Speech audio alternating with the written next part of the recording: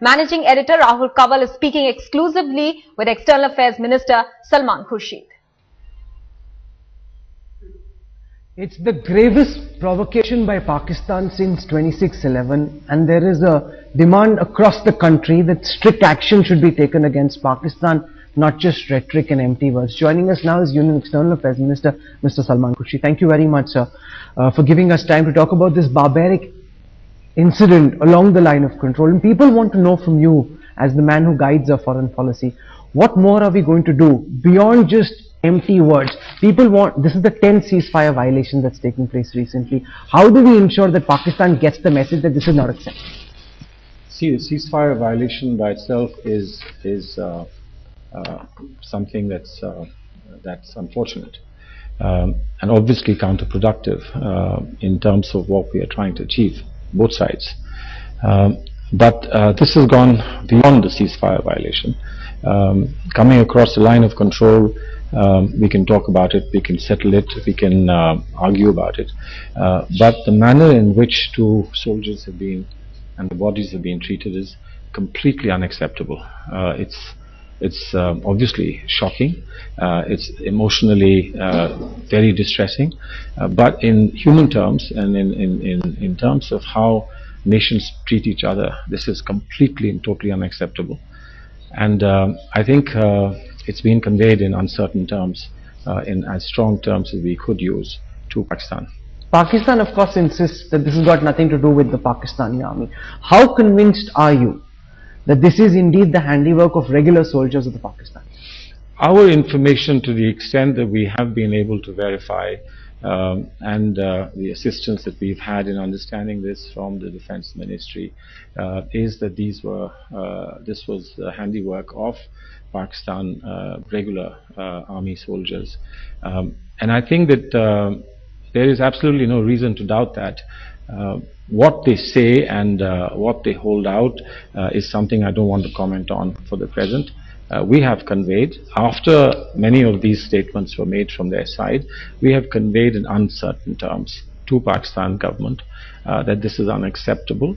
Obviously, it's part of the normal process and established procedures between sovereign governments, and we would like to keep it as that. Let's see what response we get formally, officially, and then we can take a call again. You're saying it's unacceptable, but will we leave it there, or do you have a plan to take it further? I have over here a quote from Dr. N.K. Kalia, father of Captain Saurav Kalia, whose body was mutilated by the Pakistani army during the Kargil war. He says, Pakistan knows that India has never done anything and will never do anything. Even if Pakistan continues to do such things, India will take no action. We celebrate Aman ki Asha, and that's why Pakistan does this. I think that this is the feeling of a person extremely saddened by what happened to someone that must have been extremely dear to him. And I have complete sympathy, and I understand how he feels. Unfortunately for us, those who run affairs of state, we cannot allow our sentiments and emotions alone to dictate what we have to do. We have to work within constraints. We have to work on certain principles, on certain amount of pragmatism, and all that put together, finally, in the national interest, we take the decision that is the best decision that we can take, given our understanding. And I can only say that we will never let the country down. We will do what is needed to be done. The best that is possible will be done. This is all I can assure you. This is the gravest provocation since Mumbai happened. Do you think this requires a recalibration of our policy towards Pakistan? Because the concern is that Hafiz Saeed roams free. There's so many people who died in Mumbai, and yet India keeps going and hugging Pakistan. We keep having these deliberations, we talk of dialogue. The Indian government's good intent is repaid by treachery and barbarism by Pakistan. Well, let's accept that there are peace constituencies on both sides. And obviously, it is more than apparent that there are people on the other side who don't want peace to be sustained, who don't want this dialogue to go forward. I'm sure that it would be wrong to play into their hands as well. But what we will do and what we should do, I think, will become apparent in the days to come. Can't take spot decisions immediately on being hurt by something terrible that has happened. we will take a thoughtful decision. Obviously, whatever happens is factored into the decisions that we take at an appropriate stage, at an appropriate level, and I can assure you that will be done. A lot of the people in Pakistan we've been speaking to are considering this tit-for-tat action. They say that there was unprovoked firing by India in one of its soldiers died just this Sunday, and the Foreign Office in Pakistan called the Indian Deputy High Commissioner Gopal Bagle, summoned him and took action against him as well. So they say we did it first. What is the reality about this so-called unprovoked action by India? Well, there have been several instances of violation of ceasefire. In 27th December, we actually talked about them. Obviously, there's a degree of disagreement on what triggers off something like that, and to what extent each side is responsible. We have the best information on our side about whatever's happened, and presumably they have some information they bring to the table. But that's quite. But did such a thing happen? Well, do you accept that there was unprovoked firing by India across the yellow sea? No. That's what Pakistan is saying. No. Of course, Pakistan will say that. Pakistan can hardly say that they did unprovoked firing on us. But these are issues for which we have established procedures to settle. These are not issues that go beyond a certain level of concern.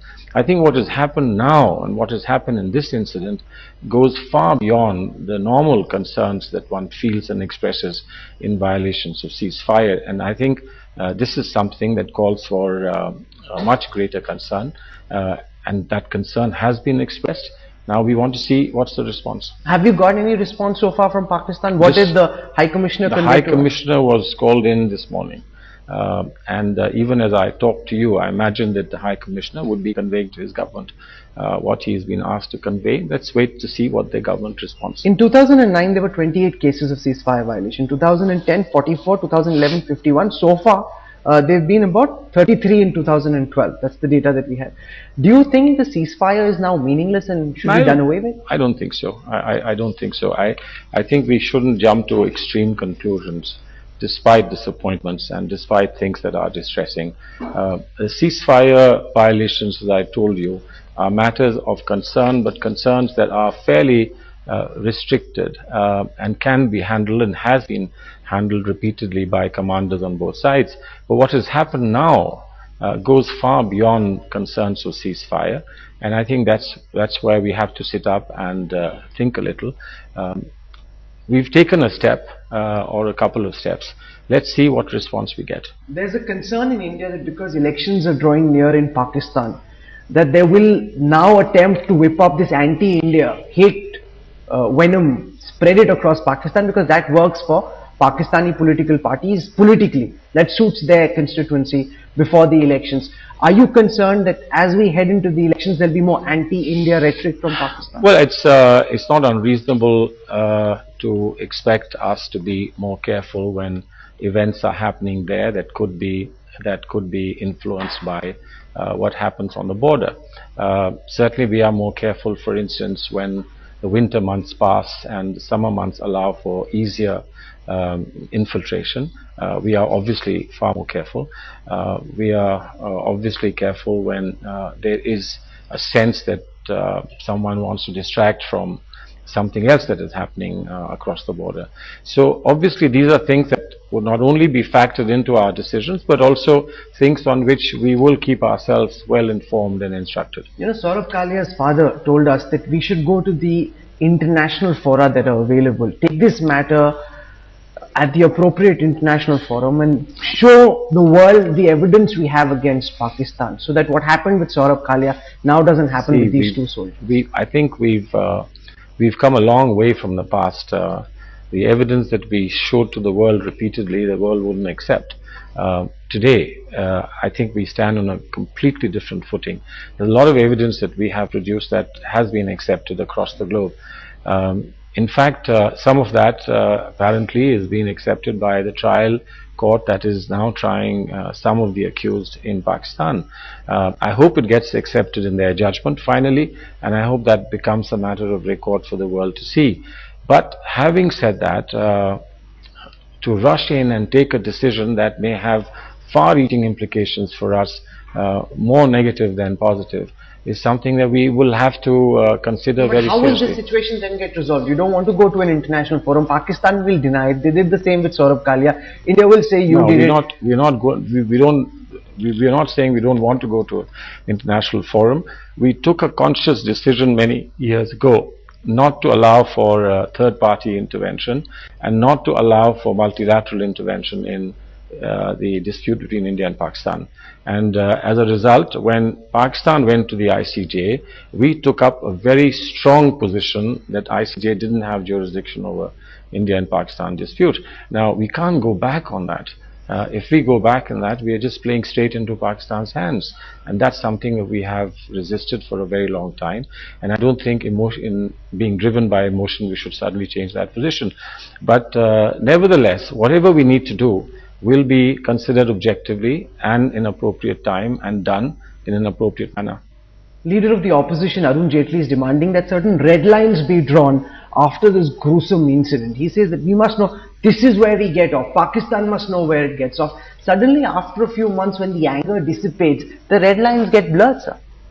Well, I think the red lines don't get blurred, but you can't live surrounded by red lines all your life.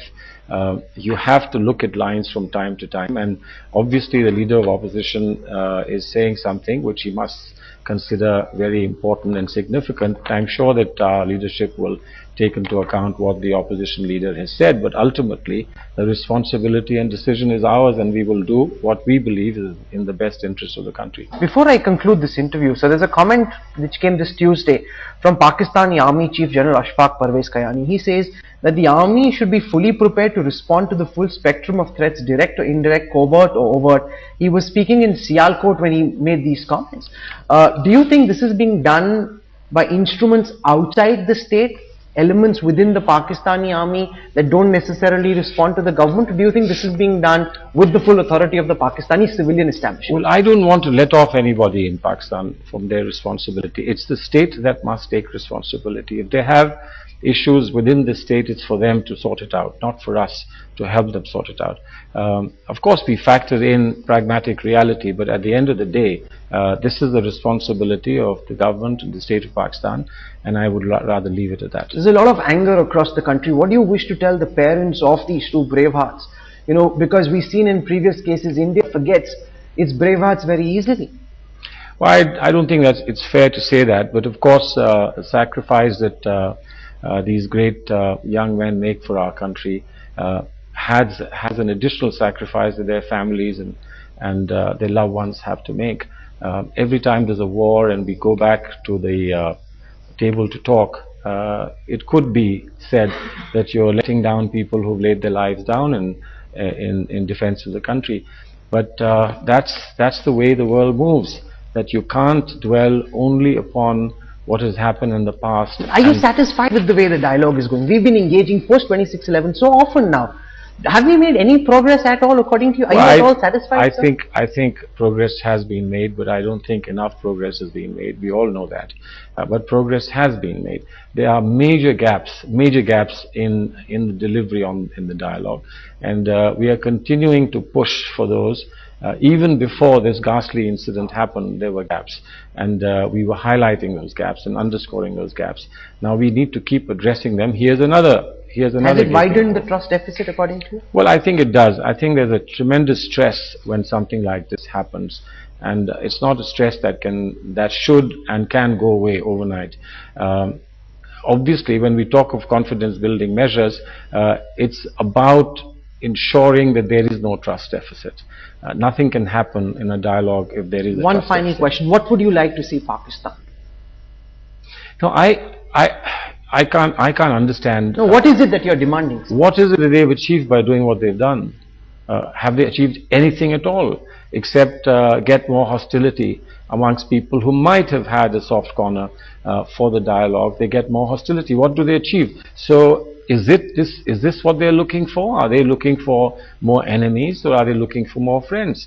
I ask you the same question again. You've condemned this, you've asked Pakistan to act. Can you list down for our viewers what specific action do you want from Pakistan, so we know later whether they've delivered or not? Well, it's very simple. As far as this is concerned, they must come clean. They must find out, investigate, They have to investigate who's done it, which was the unit that did it, who was operating in that region, what report has been filed back, what is it that they need, if they need some assistance from us to understand what exactly their men have done or their people have done, and then come clean and say, well, we've done this, sorry.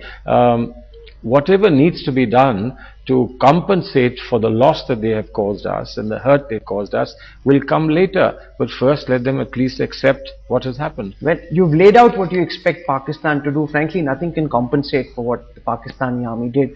But we hope that you will keep your word and you will keep pushing Pakistan till the time they come clean and admit to the world what they did. I'll push and we'll push them as much as you push us.